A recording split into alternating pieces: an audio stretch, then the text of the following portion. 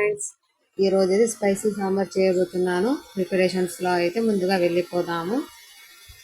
పప్పు అయితే వేసుకొని కొంచెం half teaspoon salt, half teaspoon పసుపు అయితే వేసుకొని దక్కన్ మూత పెట్టుకోవాలండి. అలాగే హీట్ అయిన ఆయిల్లో ఉల్లిపాయ ముక్కలు కట్ చేసుకుని వేసుకున్న తర్వాత కరివేపాకు, కొంచెం జీలకర్ర, అలాగే పచ్చిమిర్చి వేసుకోవాలండి.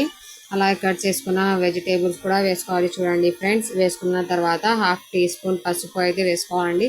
అలాగే హాఫ్ టీ స్పూన్ కారం అయితే వేసుకోవాలి. చూడండి ఫ్రెండ్స్, కట్ చేసుకున్న టమాటో ముక్కలు కూడా వేసుకోవాలి. వేసుకున్న తర్వాత బాగా కలుపుకోవాలండి.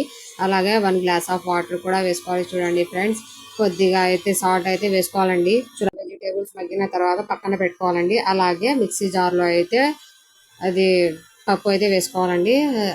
బాగా మిక్సీ పట్టిన తర్వాత ఇలా మెత్తగా అయిన తర్వాత కొంచెం వాటర్ వేసుకొని అలాగే అది చింతపండు రసం వేసుకోవాలండి. కొద్దిగా సాల్ట్ అయితే వేసుకోవాలండి. ఇలా బాగా ఉడకనివ్వాలండి.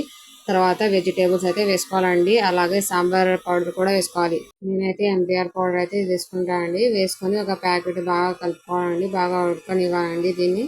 అలాగే కట్ చేసుకున్న కొత్తిమీర అయితే వేసుకోవాలండి దీంట్లో. చూడండి, అంతే, మన సాంబార్ అయితే రెడీ అయిపోయిందండి. నా ఛానల్ అయితే సబ్స్క్రైబ్ చేసుకోవడం మర్చిపో